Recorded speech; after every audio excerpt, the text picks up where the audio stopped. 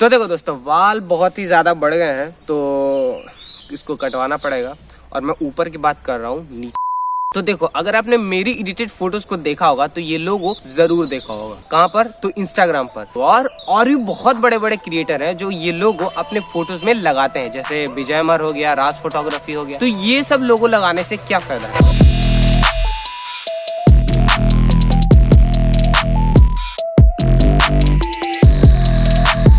तो देखो, तो इसको लगाने से बहुत सारे फायदे हैं। तो पहला, तो अगर आप ये लोगो अपने फोटोज में लगाते हो तो पहला तो इसका प्रोफेशनलिज्म बढ़ जाता है। और दूसरा कि अगर आप दूसरे का फोटोज एडिट करते हो तो लोग आपको पहचानेंगे कि ये आपने एडिट किया है। और अगर आप अच्छा एडिट करते हो तो लोग आपको पैसे भी पे करेंगे और फिर तो पैसा ही पैसा। और तीसरा कि ये आपका ब्रांड बन जाएगा, जैसे कोको कोला का होता है, जैसे अमूल का होता है, तो उसी तरह आपका भी ब्रांड बन जाएगा। तो देखो, लोगो बनाना बहुत ही आसान है और लोगो बहुत तरह का होता है। तो देखो, सबसे पहला तो ये फॉन्ट वाला लोगो, फिर दूसरा कि जिसमें इमेजेस या कुछ पीएनजी लगा हुआ रहता है और उसमें कुछ फॉन्ट लगा हुआ रहता है, और तीसरा है आपका सिग्नेचर खुद, जैसे ये सिग्नेचर। तो हम बनाएंगे फॉन्ट वाला लोगो, क्योंकि सिग्नेचर और वो पीएनजी वाला लोगो थोड़ा सा कॉम्प्लिकेटेड है, बट उसको आगे वाले वीडियो में जरूर कवर करेंगे। तो मेरा ये लोगो है, तो चलिए इसको फिर से बनाते हैं। इसको बनाने के लिए सिर्फ आपको दो चीज चाहिए। तो पहला है फॉन्ट और दूसरा है पिकट। तो मैं बहुत ही ज्यादा फैंसी फॉन्ट यूज नहीं किया है, मैंने बस सिंपल फॉन्ट्स यूज किया है, क्योंकि मुझे सिंपल और मिनिमल चीजें बहुत ही ज्यादा पसंद है, चाहे वो लोगो हो या लड़कियां।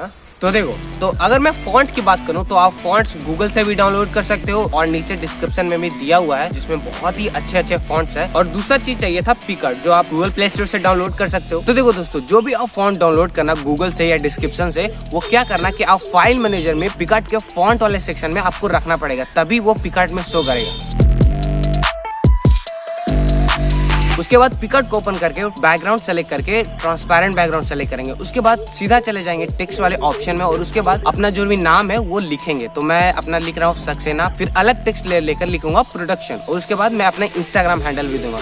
उसके बाद सेलेक्ट करेंगे कलर, तो कलर में व्हाइट ही रखूंगा। और उसके बाद मैं सेलेक्ट करूंगा फॉन्ट। तो देखो, सबसे पहले मैं मीडियम सेलेक्ट कर रहा हूँ,